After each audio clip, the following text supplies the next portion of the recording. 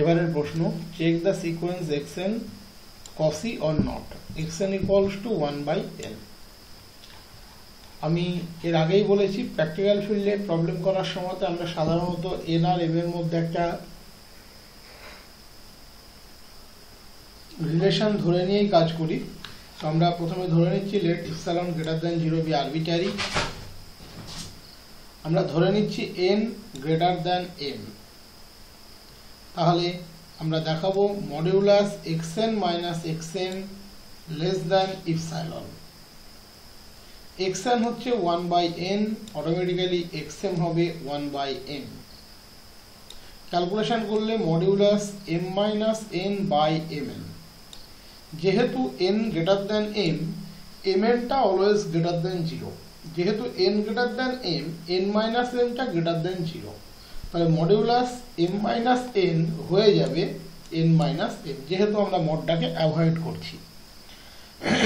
যেহেতু n greater than m, তাহলে automatically n minus m টা গ্রেটার দ্যান 0। তাহলে m মাইনাস n টাকে আমরা লিখে দেবো n মাইনাস m।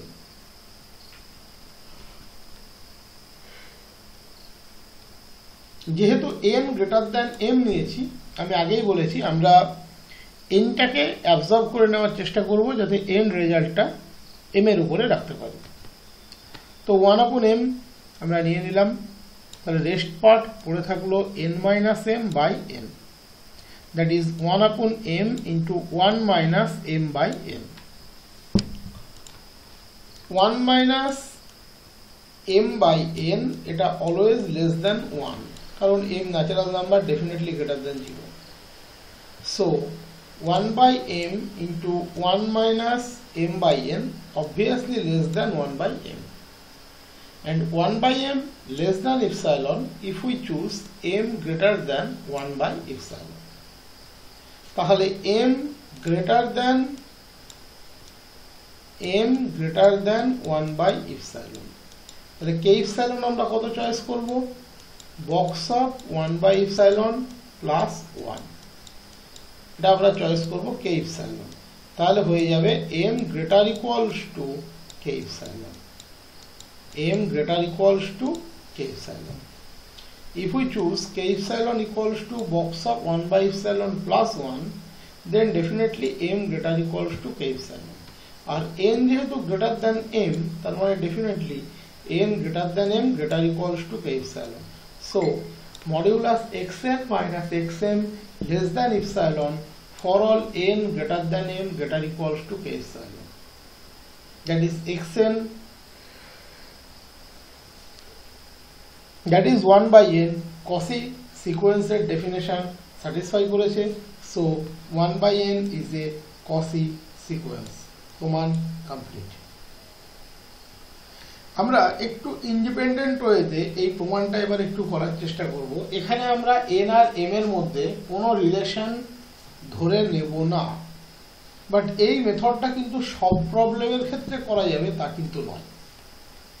যে সমস্ত প্রবলেমের ক্ষেত্রে আর্কিমিডিয়ান প্রপার্টি ডিরেক্টলি অ্যাপ্লিকেবল, তার ক্ষেত্রে কিন্তু এটা করা যাবে, বাট সব ক্ষেত্রে করা যাবে তা কিন্তু নয়। আমরা ধরে নিলাম epsilon greater than 0 be preassigned, that is arbitrary সেন্সে আমরা নিয়ে নিলাম। তাহলে আর্কিমিডিয়ান প্রপার্টি বলছে আমরা অলওয়েজ একটা ন্যাচারাল নাম্বার কে ইপসিলন পাবো, যার জন্য k epsilon into epsilon by 2 greater than 1। আমি ধরে নিলাম ইপসিলন গ্রেটার দ্যান 0 আরবিটারি। আমি অলওয়েজ একটা ন্যাচারাল নাম্বার পাবো বাই আর্কিমিডিয়ান প্রপার্টি, যার জন্য সেই আর্কিমিডিয়ান প্রপার্টিতে যে ন্যাচারাল নাম্বার পাবো সেটাকে কে ধরে নিলাম, যার জন্য k into epsilon by 2 greater than 1। So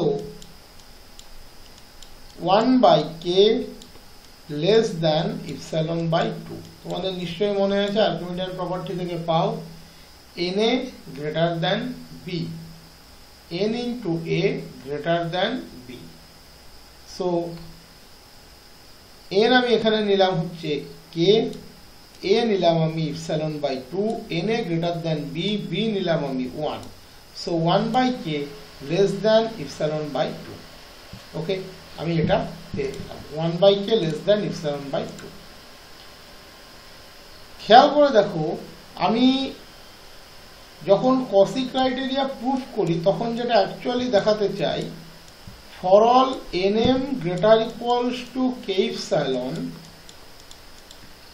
modulus xn minus xm less than epsilon.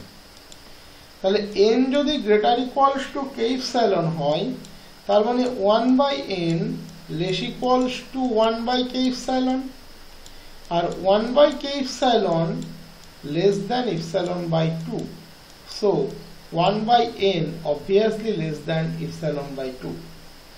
একই রকম ভাবে m greater equals to k epsilon, m k ইপসিলনের চেয়ে বড় বা সমান, তাহলে 1/m less equals to 1/k epsilon, আর 1/k epsilon less than epsilon by 2 by Archimedean property.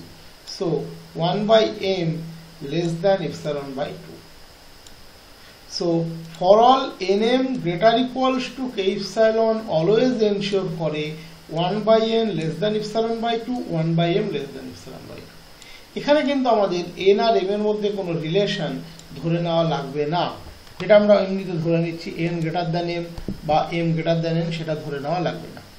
তাহলে then for all nm greater equals to k modulus xn minus xm equals to modulus 1/n minus 1/n, modulus of a minus b less equals to mod a plus mod b, তাহলে less equals to modulus 1/n, that is 1/n, mod লেখার কোনো দরকার নেই, natural number positive, modulus 1/n, that is 1/n।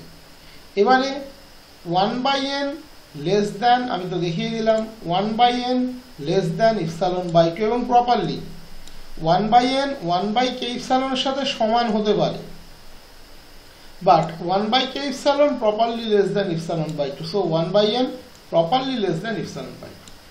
1/m 1/k epsilon এর সাথে হয়তো equal হতে পারে, but 1/k epsilon properly less than epsilon by 2. So 1/m properly less than epsilon by 2. That is less than epsilon by 2 plus epsilon by 2 equals to epsilon. That is for all nm greater equals to k modulus xn minus xm less than epsilon, since epsilon greater than 0 is arbitrary, hence 1/n is a Cauchy sequence। আমরা দেখিয়ে ফেলতে পারলাম 1/n একটা Cauchy sequence। এই মেথডটা আর এর পরে যে মেথডটা শেখালাম, দুটোর মধ্যে পার্থক্যটা কোথায় বলো তো? এখানে আমরা k ইপসিলনের ফিজিক্যাল ভ্যালুটা পাচ্ছি, বাট এই মেথডে k ইপসিলনের ফিজিক্যাল ভ্যালুটা পাওয়া সম্ভব নয়। তুমি প্রমাণ করেছো যে every convergent sequence is Cauchy and every Cauchy sequence is convergent. তাহলে 1/n Cauchy সিকোয়েন্স তুমি দেখালে Cauchyর রুল মেনে।